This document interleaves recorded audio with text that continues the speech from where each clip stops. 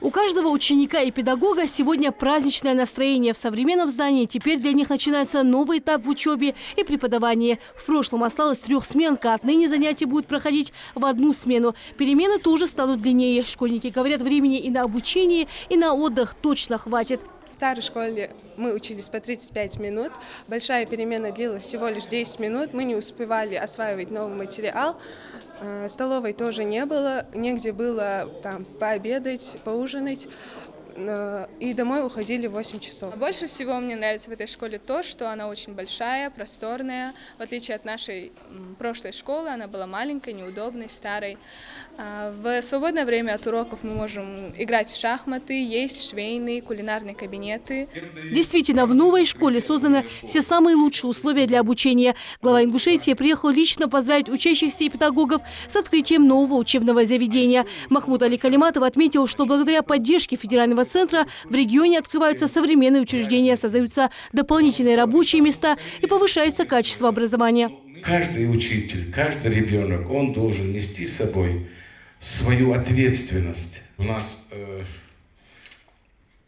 20-й год, да, если в целом взять детские сады и школы, да, 6 тысяч у нас всего, да, детей.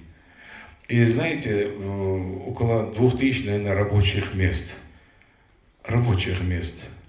Потому что у нас же безработица, особенно в кылырых, мягкие, калма, дабага, хабага, эту мочболцар.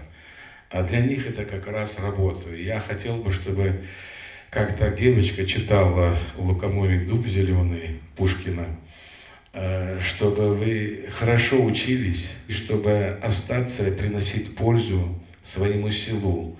Говорят, где родился, там и пригодился. Это очень хорошая поговорка, понимаете? Ну, а молодежь, я имею в виду парни, они должны понимать, что на них обязанности больше. Они должны еще помогать родителям, содержать их, как у нас принято, содержать в последующем семью, учить своих детей и быть полезным тому государству, которое создает эти условия и создали сегодня, чтобы вы могли смотреть в будущее, чтобы вы не думали холодно в школе, неуютно в школе, преподаватель сегодня ему зарплату не выплатили. Понимаете, все эти добрые вещи должны восприниматься не просто так. Каждый должен беречь то, что сегодня нам не манна небесная, это труд большой, понимаете? И надо учесть, что если, не хочу загружать, но все-таки скажу, если брать наш бюджет, он 85% составляет из дотаций государства. Пока мы не зарабатываем обеспечить республику, но мы этому стараемся. У нас получится это. Вот, поэтому как мы будем хорошо учиться, в последующем работать, и у нас будет в этой жизни все здорово. Дал мяш могожи, дал этубяка, дикмага, альмуголчун, шини, вайхамани. Первая школа в Яндере теперь носит имя Али Татаровича Хашигульгова, мастер пера, драматург и писатель. Он родился и вырос в Яндере. С сельским поселением гостей знакомит и в документальном фильме. А открывает объект глава республики Махмуд Али Калиматов вместе с ученицей школы. Дорогие друзья, вот наша новая школа официально открылась. Мы поздравляем всех с этим важным событием. Эти слова писателя Али Хашигульгова станут заветом и наказом для школьников. Махмуд Али Калиматов лично оценил условия, которые созданы для детей, пообщался с учащимися. Я без разрешения учителя сказал, ничего? Ругать она не будет меня? Нет. Не будет, да? А вдруг меня поругает? Нет. Так, ну, сегодня первый день, да, правда?